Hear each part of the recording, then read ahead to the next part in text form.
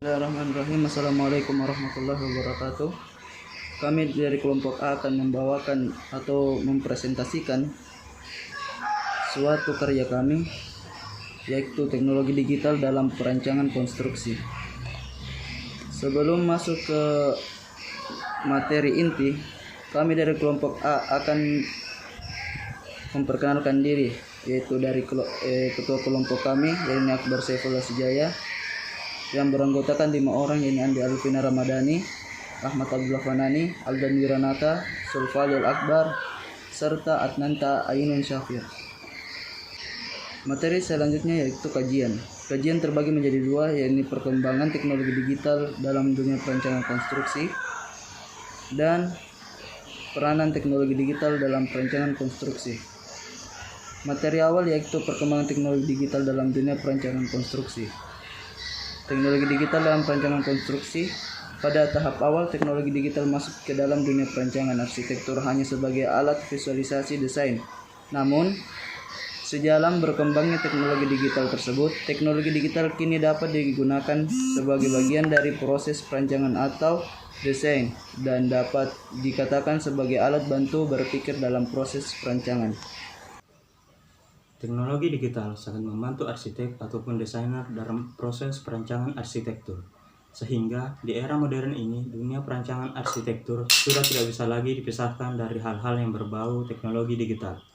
Walaupun tidak dapat dipungkiri juga bahwa terkadang metode desain tradisional seperti sketsa-sketsa konseptual juga masih diperlukan dalam proses perancangan arsitektur.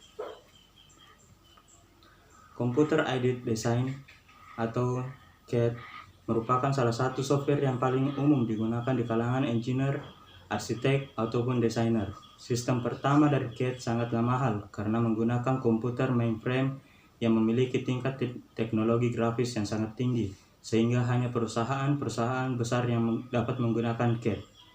Autodesk adalah vendor pertama yang menawarkan PC berbasis CAD dengan sistem CAD AutoCAD pada awal tahun 1980, dan sekarang Windows merupakan sistem operasi utama untuk CAD. Yang dapat dilakukan dengan CAD. 1. Drafting 2 dimensi untuk membuat gambar kerja arsitektur. 2. Modeling 3 dimensi untuk membuat studi massa, geometrik, ruang, dan bentuk. 3. Rendering untuk presentasi dan studi pencahayaan. 4. Animasi untuk studi sekuensi ruangan secara skala manusia berjalan. 5. Maya atau virtual untuk studi kesempurnaan karya ruang dan masa arsitektur. Teknologi digital dalam dunia perencanaan arsitektur tidak hanya sebatas CAD. Terdapat berbagai software-software lainnya yang dapat membantu kerja dari para arsitek ataupun desainer, seperti 3ds, Max, dan SketchUp.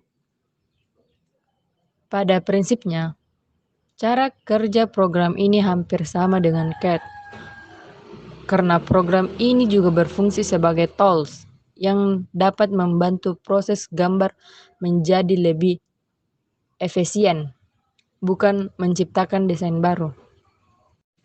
Di samping itu, di dalam dunia perencanaan arsitektur juga dikenal beberapa program digital yang mampu dalam proses penyajian akhir ataupun presentasi, seperti Corel Draw dan Photoshop.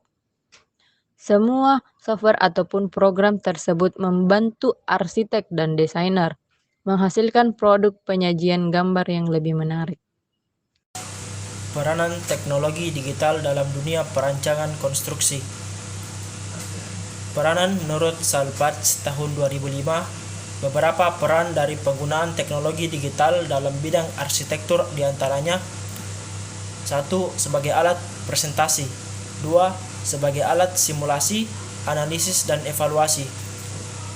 Dan ketiga, sebagai jembatan proses perancangan ke tahap konstruksi dan penerjemah informasi digital untuk proses manufaktur atau pembangunan. Yang pertama, alat bantu presentasi.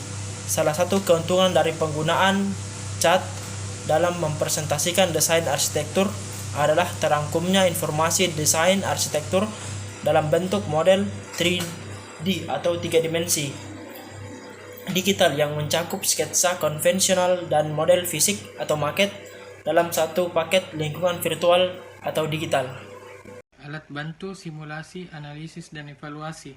Dalam memenuhi kebutuhan simulasi, analisa, dan evaluasi, arsitek dapat mempergunakan aplikasi Finite Element Methods atau FEM atau Finite Element Analysis atau FEA.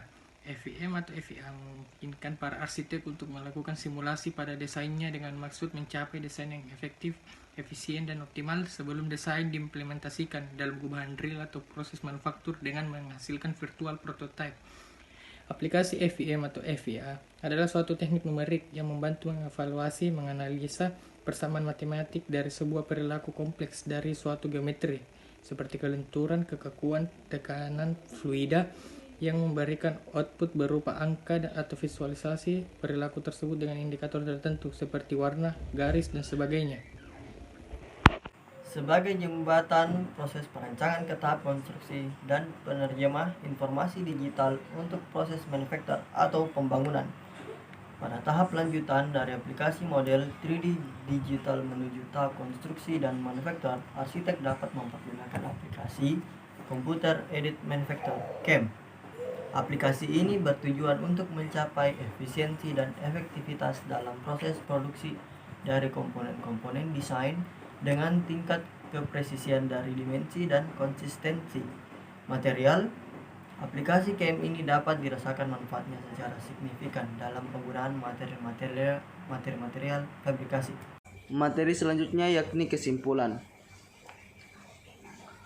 Dalam kesimpulan ini, saya telah merangkumnya dalam 2 kesimpulan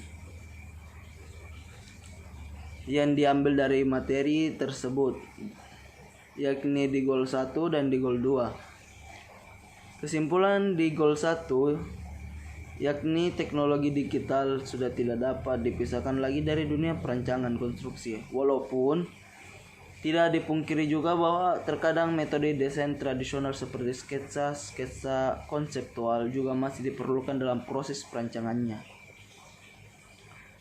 Untuk kesimpulan di goal 2 yakni beberapa peran teknologi digital dalam bidang arsitektur seperti sebagai alat bantu presentasi, alat bantu simulasi, analisis, evaluasi.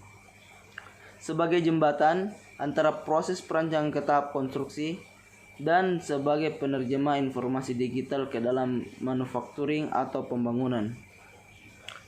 Itulah tadi pemaparan yang sempat disampaikan oleh kelompok kami. Apabila ada kekurangan dalam pemaparan kami memohon maaf sebesar-besarnya.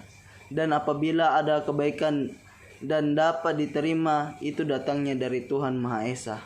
Karena kami sebagai manusia terlahir dengan kesalahan yang akan kami ubah demi kebaikan. Dengan ucapan salam, kami akhiri. Assalamualaikum warahmatullahi wabarakatuh.